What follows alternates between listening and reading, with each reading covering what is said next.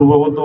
એને સોનાની 3 મૂર્તિ બનાવી, સેમ કોપી ટુ કોપી, એક વાર બરાબર પણ ફેર નહીં. 3 મૂર્તિ એક વાર બરાબર પણ ફેર નહીં. એમનું નાક છે, આપણું નાક છે, એમનું મોઢું છે, આપણું મોઢું છે, એમના કાન છે, આપણા કાન છે. વજનમાં પણ સરખી એ મૂર્તિ બનાવી અને એ રાજ દરબારમાં શિલ્પીઓની સભા બેઠી, અનુભવીઓની ત્યાં સભા બેઠી. એમાં કહ્યું કે ભાઈ આ મૂર્તિની કિંમત તમે કરો, કેટલી કિંમત થાય?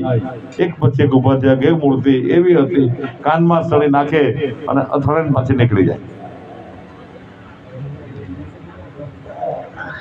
બીજી મૂર્તિ એવી હતી કે એમાં સળી નાખે પણ તઈ જ અટકી રહી. પેલી નીકળી જતી હતી, પેલી ત્યારે અટકી જતી હતી. એ બીજા નંબરની.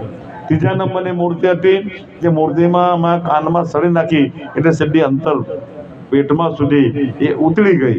એવી દરેક જગ્યાએ ભજન સત્સંગમાં આવી 3 પ્રકારની મૂર્તિઓ થાય. ગુરુનો શબ્દ સાંભળે ખરા, સાહેબ સંતો તો ગયા કરે યાર, બોલ્યા કરે, આ તો નતો આવવાનો પણ મારે શરમને કારણે કાલે 2 શબ્દ કહે એટલે અમારે આવવું પડ્યું. એ શબ્દને અટકી ગઈ. બીજી મૂર્તિ એવી હતી કે જે કાનમાં નાખી નીકળી, સાંભળું ખરું પણ કહ્યું એમાંથી લેના ના દેના એવી રીતે રહી. એ મૂર્તિ તેમાં ગણાઈ ગઈ. જે મૂર્તિએ કોઈ સંતના શબ્દને હૃદય પટાળામાં મૂકી દીધું અને એનું મનન ચિંતન અને આચરણ કરી દે, એ મૂર્તિની કિંમત 1.25 લાખ રૂપિયા.